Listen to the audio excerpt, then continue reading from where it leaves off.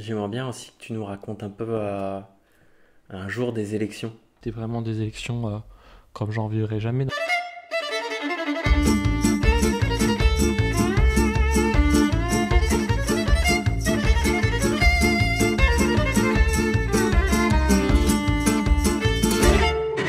Du coup, ça me fait penser que euh, j'aimerais bien aussi que tu nous racontes un peu un jour des élections.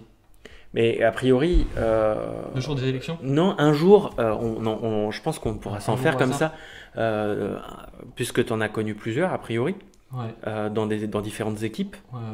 ouais. Et j'aimerais bien qu'on parle un Ah. petit peu de. Alors, je sais pas si ça t'intéresse, mais essayer de s'imaginer ça. Parce que. euh, Là, c'était particulier, hein, c'était vraiment des élections comme j'en vivrai jamais, dans le sens où, bah, déjà, c'est la première fois que je suis élu, mais on a eu le Covid qui est apparu quelques jours avant le premier tour. On a été élu au premier tour avec un super score, mais on n'a pas pu le fêter. C'est quelque chose, tu vois. On voit le tableau qui apparaît, on voit tout ça, mais on est obligé de pas se réunir le soir, quoi. Et quelque part, je sais pas comment dire, chacun a joué le jeu. Je veux dire, les deux composantes de notre majorité a fait campagne ensemble. On apprend à se connaître pendant une campagne, on apprend. Et ce moment festif qui est le début d'une union, le début le lancement d'une période de travail de 6 ans ensemble, après du stress, après plein de terrain pour aller voir les gens, pour aller défendre des idées, des envies, pour convaincre, etc. L'aboutissement, c'est que tu es élu à la majorité au premier tour très largement, et ça fait quand même plop. C'est, ouais. tu, tu La vois. victoire, elle est là. La Mais, victoire est là, mais tu peux mais tu pas peux pas la exploser fêter. de joie tous ensemble et je sais pas, et boire un verre et fêter ça et avoir une soirée festive, quoi. Et C'est... le fait que. Et finalement, on rentre en poste. Tu vois, le deuxième tour c'était juin, alors que les élections c'était en mars, je crois, un truc comme Ouais, ça. ouais. Donc ça fait 3 mois plus tard finalement. Et puis en plus, tu rentres en poste véritablement que 3 mois plus tard. Donc du coup, il y a une espèce de flottement.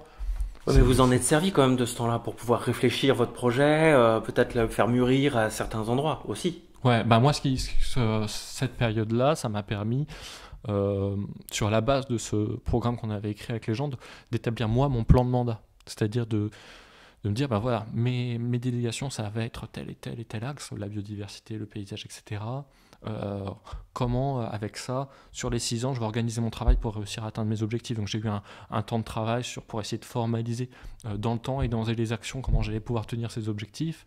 Et puis j'en ai profité pour essayer de commencer à rencontrer tous les services pour, euh, pour leur dire, bah voilà, mon plan de mandat c'est ça. Euh, mais vous, qu'est-ce que vous avez déjà commencé à mettre en place? Comprendre aussi ce qui est déjà en place. Qu'est-ce que vous pensez qu'il faut... sur quoi aussi je peux être juste facilitateur, mettre de l'huile pour amplifier ce qui est déjà existant. Et puis reconstruire mon plan de mandat en l'adaptant à l'existant, à ce qui serait dommage. On va pas non plus... Je suis pas dans la logique de la table rase, c'est-à-dire il y a peut-être des trucs super qui méritent qu'on les amplifie. Donc comment je m'appuie sur l'existant et puis en même temps comment je respecte ma parole programmatique. Et en fonction de ça, après, fixer mes priorités selon mes différentes problématiques. Puis c'est d'en choisir que deux trois pour pouvoir aller voir le directeur général des services et le chef de cabinet et leur dire voilà, moi, mes premiers objectifs, les premières choses que je vais mettre en place au début du mandat, c'est ça, ça, ça, ça, ça et ça. Voilà, tout ce temps-là, je l'ai mis à profit pour ça. Et puis commencer aussi à, à commencer à faire le tour des mairies rurales, parce que finalement, ou pas rurales d'ailleurs, des mairies, parce que finalement, l'agglomération, c'est 43 communes, c'est pas que Blois. Et donc, moi, en tant que vice-président d'agglomération, ça veut dire que je suis pas là pour représenter que la parole de Blois, mais bien être facilitateur pour les 43 communes. Et donc, j'ai commencé à rencontrer les maires qui le souhaitaient dans leur commune, pour faire le tour de la commune, parler de eux, ce qu'ils avaient envie de faire sur leur mandat, et voir comment j'allais pouvoir aider. Comment j'allais pouvoir aider avec mon poste. Voilà, comment... Bon, peut-être, j'aimerais bien on en parlera ailleurs dans les émissions de janvier, mais j'aimerais bien qu'on t'accompagne et peut-être que c'est comme ça qu'on réussira à illustrer plus facilement ces objectifs que tu t'es fixés en immersion. Bon, on verra. Là, je veux bien, faut que je le demande. Bien sûr, Voilà. bien sûr. Euh, reviens juste sur ça parce que ça m'interroge. Le fait que ces élections se soient déroulées dans le contexte Covid, voilà, est-ce que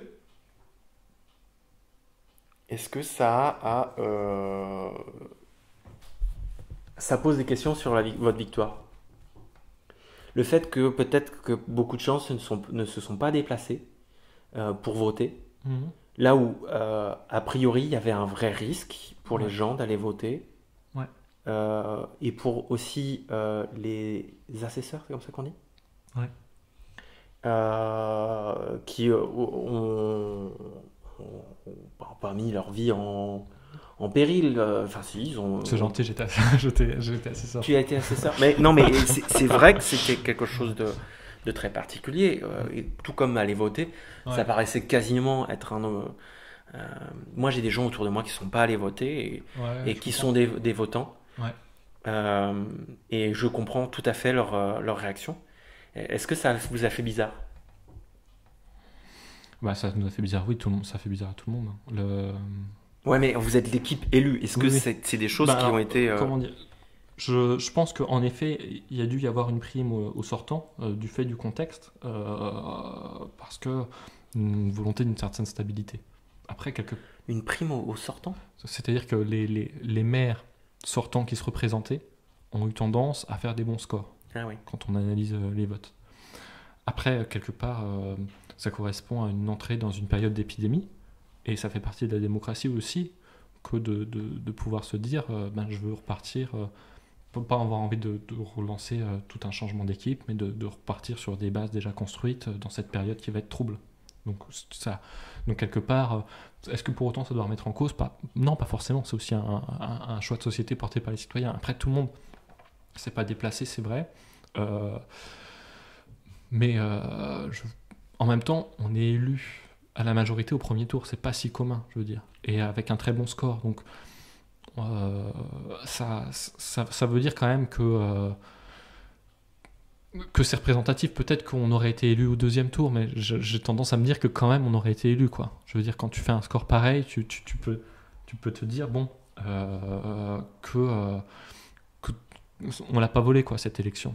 Après, pour autant, ça fait qu'on se retrouve avec une opposition qui est peu présente.